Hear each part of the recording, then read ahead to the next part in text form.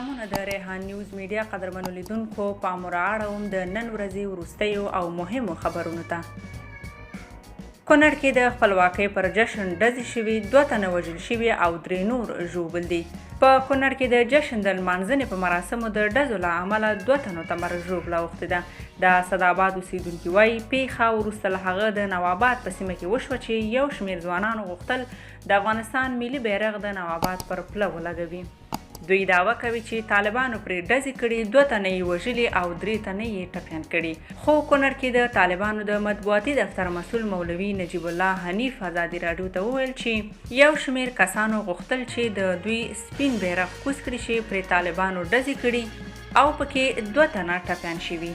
حنیف وایي دوی ډزې کوونکي نیولي او اوس ترې پوښتنې روانې دي. د یادونې وړ ده چې تېره ورځ هم په کونړ او جلال آباد کې 3 تنو ته مرګ ژوبله اوښتې وه.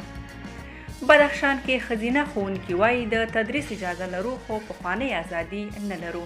په بدخشان کې یو شمېر ښځینه ښوونکي وایي چې طالبانو د تدریس اجازه ورکړې خو پخوانۍ ازادي یې نه لري. د دې معلمینو له ډلې یوه هم سلیمه ده چې وایي له یوې اونۍ راهیسې یې د تدریس اجازه ترلاسه کړې.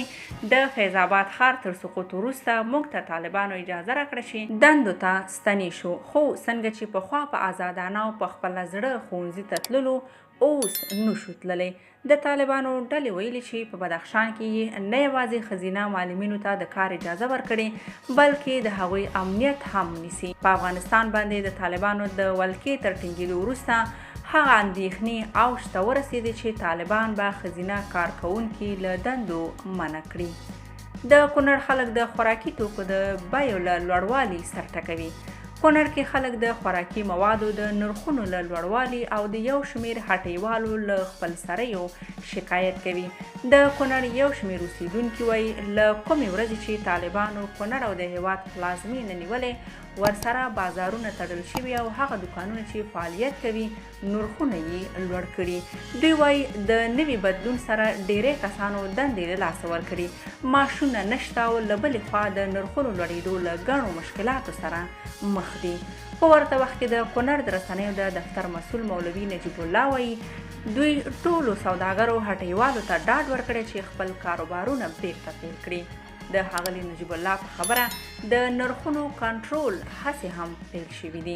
د یادونې وړ ده چې وسلوالو طالبانو له کومې ورځې په پلازمېنه کابل او نورو ولایتونو واک ترلاسه کړی، له هغه وروسته بازارونه او له هغه وړاندې یو شمېر لویې لارې تړل شوې وي. که څه هم چې لارې پرانیستل شوي خو لا هم بازارونو کې ډېری دوکانونه بند دي. بایډن وایي تر هغو به امریکایي ځواکونه افغانستان کې وي څو امریکایان ووځي. د امریکا ولسمشر جو بایډن وایي تر هغو به امریکایي ځواکونه په افغانستان کې وساتي چې له دې هېواده د ټولو امریکایانو ایستل بشپړ شوي نه وي.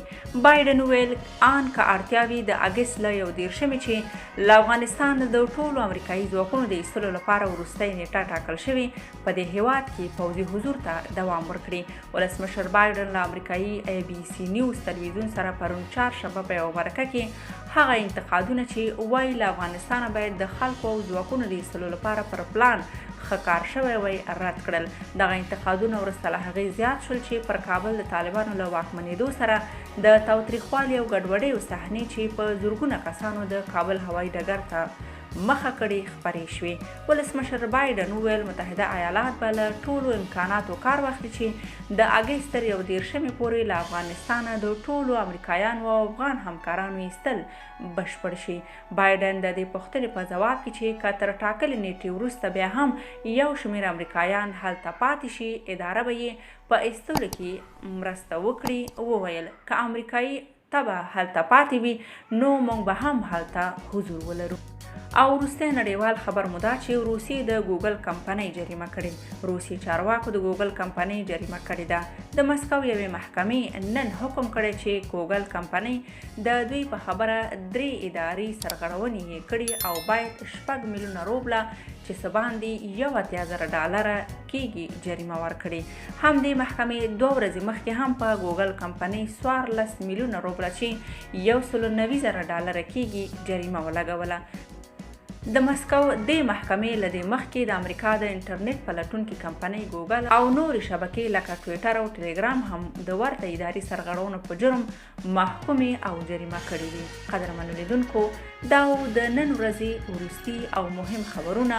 د نورو تازه خبرونو لپاره در سره د ریحان نیوز میډیا یوټیوب چینل سبسکرایب کړئ. تر بیا ښه وختونه.